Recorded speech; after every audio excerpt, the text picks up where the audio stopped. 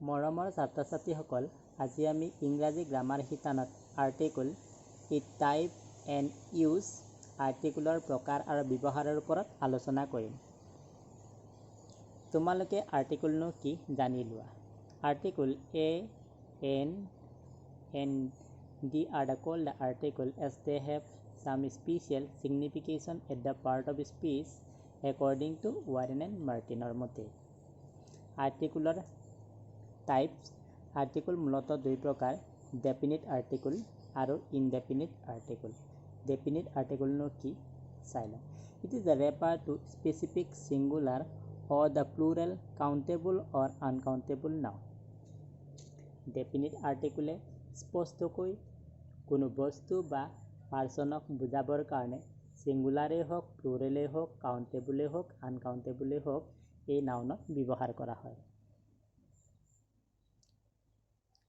Indefinite আৰ্টিকলনো কি জানি লওঁ। It is a refer to the non specific singular countable noun. এই আৰ্টিকলে ছিংগুলাৰ কাউণ্টেবল নাউনত কোনো স্পষ্ট নোহোৱা দেখুৱাবৰ কাৰণে ব্যৱহাৰ কৰা হয়। এতিয়া ডেফিনিট আৰ্টিকল আৰু ইনডেফিনিট আৰ্টিকলৰ মাজত পাৰ্থক্যনো কি তোমালোকে উদাহৰণৰ সহায়ত ভালকৈ বুজি পাবা। এক্সাম্পল, ইনডেফিনিট আৰ্টিকলৰ ক্ষেত্ৰত দিছ ইজ এ বয়, এইজন ল'ৰা। এইজন ল'ৰাটো কোনো ল'ৰাজনৰ নিশ্চয়তা নাই, কিন্তু ডেফিনিট আৰ্টিকলত চোৱা, this is the boy whom I met yesterday. ইয়াত স্পষ্টকৈ কোৱা হৈছে এইজনেই ল'ৰা যিজনক মই যোৱাকালি লগ পাইছিলোঁ। ল'ৰাজন স্পষ্ট, কোনজন ল'ৰা? যোৱাকালি মই লগ পোৱা ল'ৰাজন। গতিকে ইয়াত ল'ৰাজনক স্পষ্টকৈ কোৱা হৈছে নে নাই বাৰু? কিন্তু indefinite article this is a boy, ইয়াত এজন ল'ৰা বুলিহে কোৱা হৈছে, ল'ৰাজন কোন হয় স্পষ্ট হোৱা নাই। কিন্তু ডেফিনিট আৰ্টিকল তাত ল'ৰাজনক স্পষ্ট কৰি দিছে, কাৰণ যোৱাকালি মই লগ পোৱা ল'ৰাজন। গতিকে নিশ্চয় তোমালোক পাৰ্থক্য বুজি পাইছা। ইনডেফিনিট আৰ্টিকল দুই প্ৰকাৰ, এ আৰু এন। ডেফিনিট আৰ্টিকল দি বা দা। দি আৰু দা চাউনৰ মাজত তোমালোকৰ কিছু কনফিউজ আছে, সেইখিনি মই ডিক্সনাৰীৰ যিটো নিয়ম সেইটো তোমালোকক মই বুজাই দিব বিচাৰিছোঁ। লক্ষ্য কৰা, ইয়াত চোৱা, ইণ্ডিয়া শব্দটো তোমালোক দেখিছা। এই ইণ্ডিয়া শব্দটোৰ প্ৰথম লেটাৰটো কি আছে? ভাৱেল। গতিকে ইয়াক আমি কি বুলি চাউণ্ড কৰিম? দি বুলি চাউণ্ড কৰিম। আকৌ তলৰ শব্দটো চোৱা, ই পাকিস্তানী। ইয়াত পাকিস্তানী শব্দটোৰ চোৱা, প্ৰথম লেটাৰটো কি? পি, কনচনেণ্ট। গতিকে আমি কি বুলি চাউণ্ড কৰিম? দা পাকিস্তানী। প্ৰথমটো হ'ব দি ইণ্ডিয়ান, তলৰটো হ'ব the Pakistani. Using rule of indefinite article. Indefinite আৰ্টিকলৰ ব্যৱহাৰৰ কিছুমান নিয়ম আলোচনা কৰিম। এই আৰ্টিকল দুটা, এটা হৈছে এ, আনটো হৈছে an. A is use before consonant sound আৰু an is use before vowel sound. এতিয়া এই তালিকাখন তোমালোক ভালদৰে লক্ষ্য কৰা, ইয়াত ৰুল এণ্ড ৰেগুলেশ্যন দি দিছোঁ আৰু তোমালোক ভালদৰে বুজি পাবা। ৰুল 1, নিয়ম। যদি শব্দটোৰ প্ৰথম লেটাৰ কনচনেণ্ট, প্ৰথম চাউনো যদি কনচনেণ্ট হয়, আৰ্টিকল এ বহিব। উদাহৰণৰ সহায়ত ভালদৰে বুজি পাবা। বুক, ইয়াত চোৱা, এই শব্দটোৰ প্ৰথম লেটাৰ বি কনচনেণ্ট হয়, ৰাইট চিন দি দিছোঁ, আৰু বিৰ চাউনো কনচনেণ্ট চাউণ্ড হয়, ৰাইট। গতিকে কি হ'ব? এই আৰ্টিকল বহিব, এ বুক। ৰুল নম্বৰ 2, যদি প্ৰথম লেটাৰ কনচনেণ্ট নহয়, পূৰণ চিন দিছোঁ, কিন্তু প্ৰথম যদি চাউণ্ড কনচনেণ্ট হয়, তেতিয়াও আৰ্টিকল কি বহিব? এ বহিব। উদাহৰণৰ সহায়ত ভালধৰণে লক্ষ্য কৰা, বুজি পাবা। ইউনিভাৰ্চিটি, ইয়াত চোৱা, প্ৰথম লেটাৰটো কি আছে? ইউ আছে।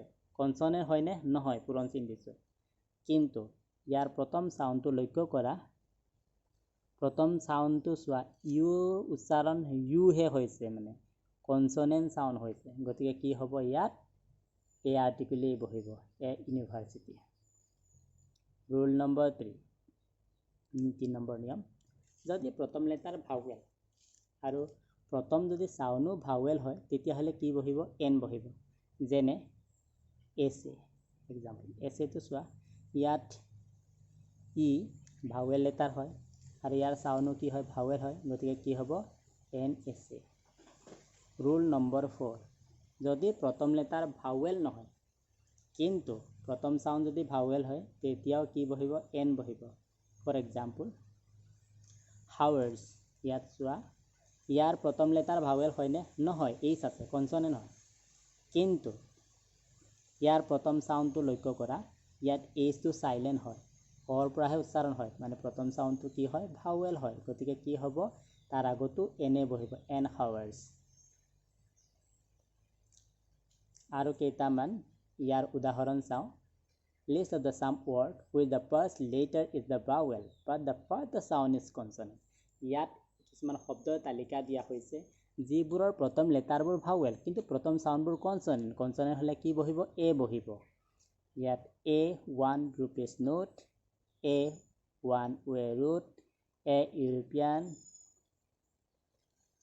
AU A union A unix A unit A university A useful animal ইয়াৰ আকৌ লক্ষ্য কৰা list of the some word with the first letter is consonant but the first sound is vowel ইয়াত এনেকুৱা কিছুমান শব্দৰ তালিকা দি দিছো যিবোৰৰ প্ৰথম লেটাৰটো হৈছে কনসনেন্ট কিন্তু প্ৰথম সাউন্ডটো ভাৱেল গতিকে এন বহিব যেনে an hours an honours an honest an heir ইয়াত তোমালোকে ইংৰাজী শব্দৰ সাউন্ডৰ তালিকাখন চাই লোৱা ইংৰাজীত 5টা ভাৱেল লেটাৰ আছে কিন্তু 20টা সাউন্ড আছে কনসনেন্ট প্লাস সেমি ভাৱেলক ধৰি 21টা আছে কিন্তু সাউন্ড কেইটা আছে 24টা আছে গতিকে লেটাৰ কিমান 26টা 26 কিন্তু সাউন্ড 44 তোমালোকে কেনেকৈ হল ভাবিবা গতিকে মই এইখিনি তোমালোকক অলপ এক্সপ্লেইন কৰি দিছো যাতে বুজি পাও ইয়াত তোমালোকে চোৱা কেট শব্দটো চিৰ উচ্চাৰণ কেনেকুৱা হৈছে কৰ নিচিনা হৈছে সেন চিৰ উচ্চাৰণ কি হৈছে চ হৈছে লেটাৰ একেটাই সি কিন্তু সাউন্ড এবাৰ ক এবাৰ চৰ নিচিনা হৈছে তাৰ মানে লেটাৰ কম কিন্তু সাউন্ড বেছি এতিয়া তোমালোক বুজি পালা নহয় ইংৰাজীত 26টা লেটাৰ কিন্তু 44টা sound indefinite article in case of abbreviation word কিছুমান এব্ৰিভিয়েশ্যন ৱৰ্ড আছে তোমালোকে কোড এ বহিব কোড এন বহিব তাৰ কনফিউজ হয় সেইবাবে মই এটা তালিকা দি দিছো যিবোৰ লেটাৰেৰে আৰম্ভ হলে এ বহিব আৰু যিবোৰ লেটাৰেৰে আৰম্ভ কৰিলে এন বহিব ইয়াৰ তালিকাখন তোমালোকে ভালদৰে লক্ষ্য কৰা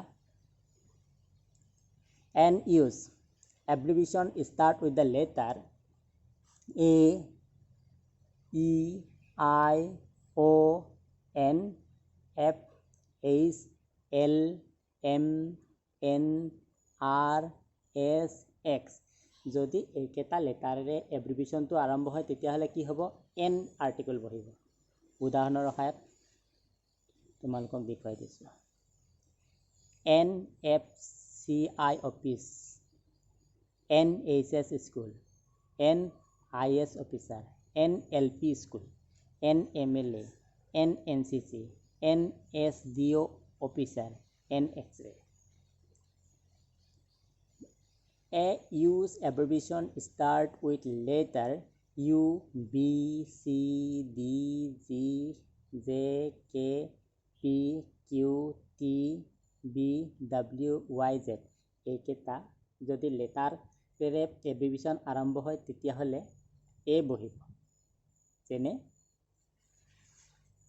A BA student A CA student A DA member A US citizen এতিয়া তোমালোক এই দুটা তালিকাৰ যিকোনো এটা যদি তালিকা এলফাবেটৰ তালিকা যদি মনত ৰাখিব পাৰা তেতিয়াহ'লে তোমালোকে 26টা লেটাৰত যিকোনো ধৰণৰ এব্ৰিভিয়েশ্যন আহিলেও এ বহিব নে এন বহিব নিৰ্ণয় কৰিব পাৰিবা ইয়াত তোমালোকে লক্ষ্য কৰা ইয়াত আছে 12টা লেটাৰ আৰু ইয়াত আছে 14টা লেটাৰ নিশ্চয় তোমালোকক কম লেটাৰটো ল'লে বেছি সুবিধা হ'ব মুখস্থ কৰিবলৈ গতিকে মই এই 12টা লেটাৰ মনত ৰখাৰ এটা টিক্স তোমালোকক দিব বিচাৰিছোঁ। তোমালোকে বেলেগ টিক্সৰ সহায়তো মনত ৰাখিব পাৰা। জাষ্ট মই তোমালোকক মোৰ ফালৰ পৰা এটা টিক্স দিছোঁ, যাতে তোমালোক এই 12টা লেটাৰ যদি মনত ৰাখিব পাৰা, তেতিয়াহ'লে গম পাবা যে এইকেইটা লেটাৰে যদি আৰম্ভ হয় এব্ৰিভিয়েশ্যন, তেতিয়াহ'লে এন বহিব, আৰু বাকীকেইটা লেটাৰে যদি আৰম্ভ হয় তেতিয়াহ'লে এ বহিব। মই তোমালোকক মোৰ আইডিয়াটো ক'ব বিচাৰিছোঁ। প্লেগছ আৰ ইন হোম, ইয়াৰ অৰ্থটো হৈছে এইকেইটা যদি লেটাৰ তোমালোকে এব্ৰিভিয়েশ্যনত দেখা পায়, তেতিয়াহ'লে তোমালোকে কি বহাবা? N article বহাবা। যদি এইকেইটাৰ বাহিৰৰ যদি লেটাৰেৰে এব্ৰিভিয়েশ্যনটো আৰম্ভ হয়, তেতিয়াহ'লে এ বহাবা। তাৰমানে তোমালোকে 26টা লেটাৰৰ যিকোনো ধৰণৰ এব্ৰিভিয়েশ্যন হ'লেও কোনটো আৰ্টিকল বহিব নিৰ্ণয় কৰিব পাৰিবা। এতিয়া আমি আলোচনা কৰিম using rule of definite article the বা the. It is a refer to specific person of the thing. সি কোনো এটা বস্তু বা পাৰ্চন নিৰ্দিষ্টকৈ বুজাবৰ কাৰণে ব্যৱহাৰ কৰা হয়। For example, this is the pen which I lose. এইডালেই কলম যিডাল মই হেৰুৱাইছোঁ। গতিকে ডেফিনিটকৈ বা নিৰ্দিষ্টকৈ বুজোৱা হৈছে কোনটো কলম? হেৰুৱা কলমৰ কথা কোৱা হৈছে। Others using the rule of definite article the, আৰু অন্যান্য ব্যৱহাৰ চাওঁ। Number 1, superlative degree. ছুপাৰলেটিভ ডিগ্ৰীৰ ক্ষেত্ৰত আৰ্টিকল দি বা দা ব্যৱহাৰ হয়। He is the টলেষ্ট the boy in the class. Short form বা এক্ৰনিমৰ ক্ষেত্ৰত যেনে দ্য বা দি USA, the UK। Geographical feature যেনে নেম অফ ৰিভাৰ, নদীৰ নামৰ ক্ষেত্ৰত দ্য ব্ৰহ্মপুত্ৰ। সাগৰৰ নামৰ ক্ষেত্ৰত ocean, name of ocean, the Indian ocean. Mountain বা পৰ্বতৰ পাহাৰৰ নামৰ ক্ষেত্ৰত দ্য হিমালয়া। গ্লোব নেম বা উপসাগৰৰ নামৰ ক্ষেত্ৰত the globe of Mexico. Island বা দ্বীপৰ ক্ষেত্ৰত the Andaman Nicobar. Number 4, unique entity, মানে কিছুমান অদ্বিতীয় বস্তু যেনে the sun, the moon, the আৰ্থৰ ক্ষেত্ৰত ডেফিনিট আৰ্টিকল ব্যৱহাৰ হয়। আদাৰ ইউজ, হলি বুক, মহান গ্ৰন্থ যেনে the Gita, the Bible, the Koran etcetera. Religion entity, ধৰ্মৰ ক্ষেত্ৰত the Hindu, the Muslim, the Christian. নেশ্যনেলিটিৰ ক্ষেত্ৰত যেনে the Indian, the Pakistani. Newspaper, মেগাজিনৰ ক্ষেত্ৰত দ্য আছাম ট্ৰিবিউন। হিষ্টৰিকেল ইভেণ্টৰ ক্ষেত্ৰত যেনে the battle of Saraighat. Famous মনুমেণ্টৰ ক্ষেত্ৰত the Rangghar, the Taj Mahal etcetera. কিন্তু আৰ্টিকল যে সকলোতে বহে এনেকুৱা নহয়। কিছুমান ক্ষেত্ৰত আৰ্টিকল নবহে। কেইটামান আৰ্টিকল নবহা আমি নিয়ম কেইটামান আলোচনা কৰিম, কিন্তু এইটো হৈছে জেনেৰেল ৰুল। স্পেচিফিক ক্ষেত্ৰত হয়তো ইয়াতো আৰ্টিকল বহিব পাৰে, বাবে মই ইয়াত মেনশ্যন কৰি দিছোঁ। Article are generally not use before proper noun. Proper নাউনত সাধাৰণতে আৰ্টিকল নবহে। যেনে Dispur is the capital of Assam. ইয়াত দিছপুৰ হৈছে প্ৰপাৰ নাউন, ইয়াৰ আগত আমি আৰ্টিকল নবহাওঁ। মেটেৰিয়েল নাউনৰ ক্ষেত্ৰত যেনে টি গুড ইন ইণ্ডিয়া, ইয়াত টিৰ আগত আমি আৰ্টিকল বহোৱা নাই। এবষ্ট্ৰেক্ট নাউনৰ ক্ষেত্ৰত যেনে হেল্থ ইজ ৱেল, হেল্থৰ আগত আমি আৰ্টিকল বহোৱা নাই। তেনেকৈ কিছুমান শব্দৰ লগত আৰ্টিকল নবহে। গতিকে ছাত্ৰ ছাত্ৰীসকল, আজি আমি আৰ্টিকলনো কি, ইয়াৰ প্ৰকাৰ, ব্যৱহাৰ আৰু কিছুমান ক্ষেত্ৰত যে আৰ্টিকল ব্যৱহাৰ নহয় সেইবোৰ আলোচনা কৰিলোঁ। পৰৱৰ্তী দিনবোৰত আকৌ এটা নতুন টপিক আলোচনা কৰিম। আজিলৈ ইমানেই। ধন্যবাদ।